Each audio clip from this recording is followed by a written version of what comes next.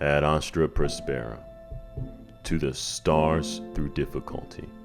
It is the motto of the Campbell Fighting Camels that reside in the rural sand hills of Harnett County. For over 136 years since its inception, Campbell University has built the balance between academics and athletics, creating a relationship between physical and mental agility. Of the 2,965 students that are enrolled in undergraduate programs, 18% of those students are athletes. And of that 18%, 30% of those student athletes are Black.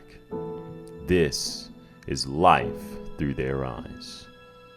Well, being completely honest, I've always kind of felt like I've lived a double life, I'll say. One, being a Black woman and playing a predominantly white sport. I feel like I've really finally understood how to merge them. I'll say in the last 2 years.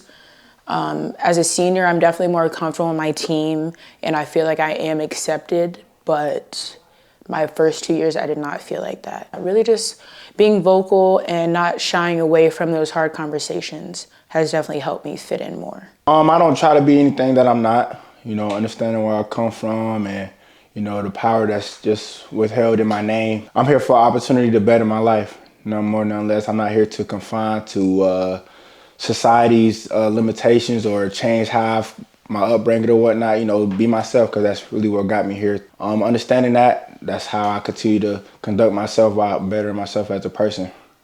I would say being a Black male and being an athlete, you kind of gotta, to be successful, sometimes I feel like you have to be perfect. Sometimes as an athlete and being Black at that, it makes it kind of feels like in a game, a ref might be against you, or, it just kind of feels like people are against you at all times. So you got to kind of hold yourself at a higher standard than everyone else.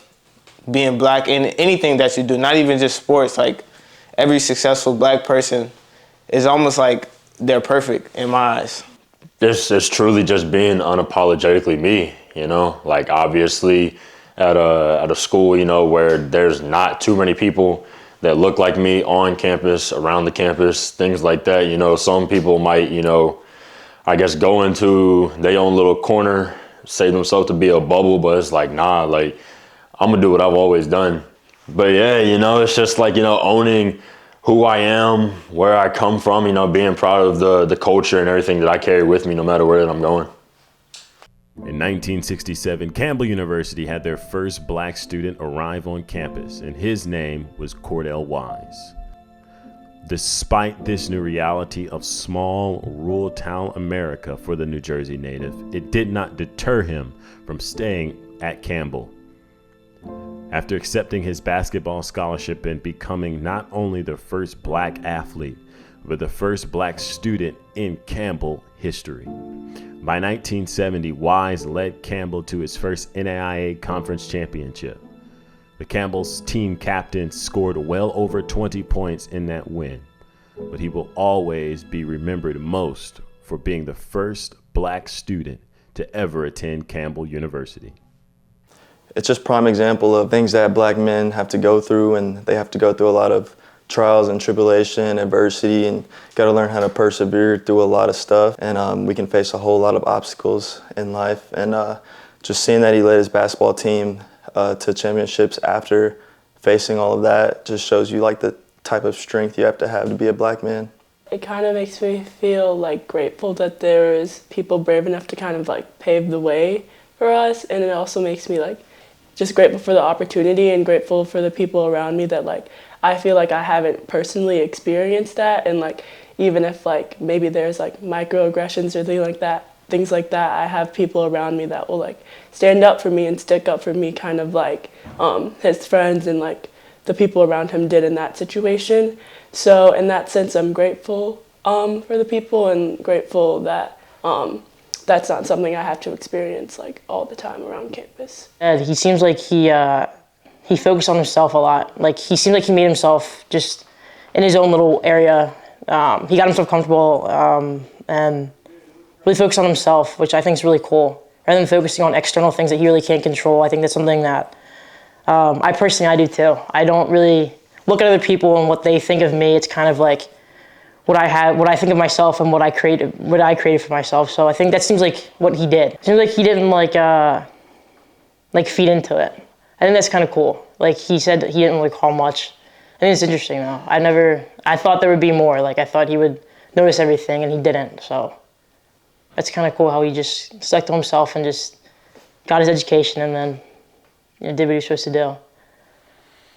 During 2020 and 2021, not only was America going through the effects of a worldwide pandemic, but the revelation of some of the inequalities and hardships that Black Americans face today had come before the eyes of people that had never seen it before. Protests, rallies, and active demonstrations caused the eyes of America to be open to a new reality that she was yet to fully understand. And it took the world of sports by storm, with athletes all over the country actively demonstrating before games, showing the determination of not remaining silent and simply playing to entertain millions, but not recognize the reality of what life was like for many when the jersey came off. Campbell student athletes were not left behind when standing for what they believed in. Anytime something like that happens and there's a video, it's like I try not to watch it just because, like, I always picture like they could be me, you know what I'm saying? But, of course, they showed it a lot, so I had to see it eventually. And it was sad to see, but one thing I did like was I went to one of the protests, one of the marches in Raleigh, and, you expected, like, African Americans, to be out there marching, but there were a lot of white people out there marching with us, and it made me feel good, to see that we were all fighting for the same thing. It felt good, man. Like you said, just him making the effort, like, because he doesn't really, he doesn't truly understand, like what we go through, but like I said, just him trying to, show us that he cares and show us that he's making the effort. I appreciated that. Honestly, I was literally bawling. Like, whenever the whole rioting the Capitol, like, I literally sat at my TV and I was bawling my eyes. And stuff like this happens on a consistent basis and nothing gets done about it. Like, it made me sick to my stomach. It worries me for my future. It worries me for people who have kids now. And it worries me in general.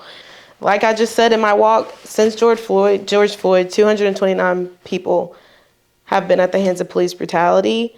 And that's still insane. That's 230 African American men who were killed due to police brutality since George Floyd.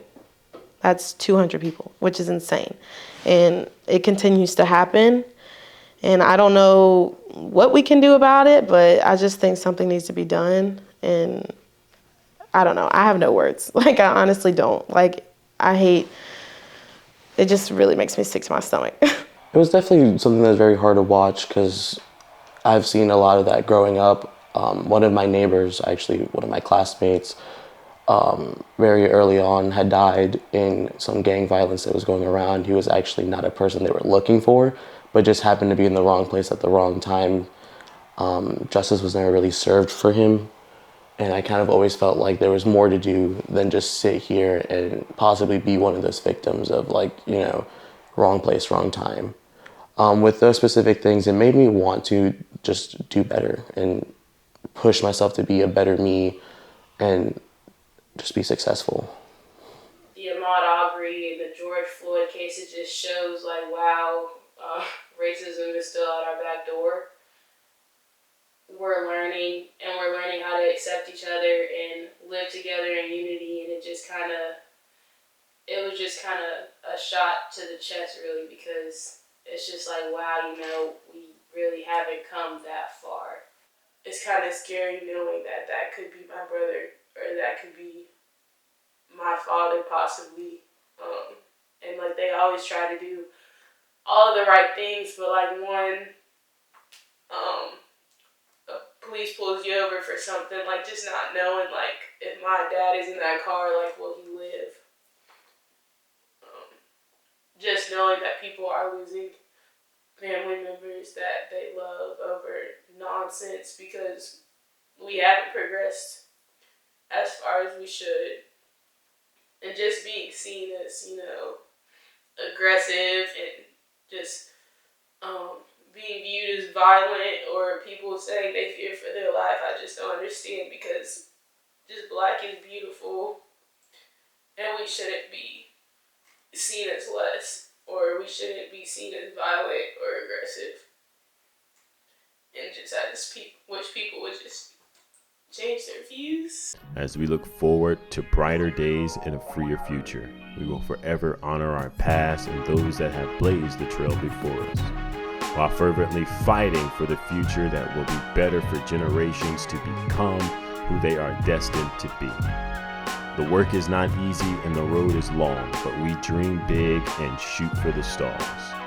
No matter what comes our way, at Astra Prospera, to the stars through difficulties.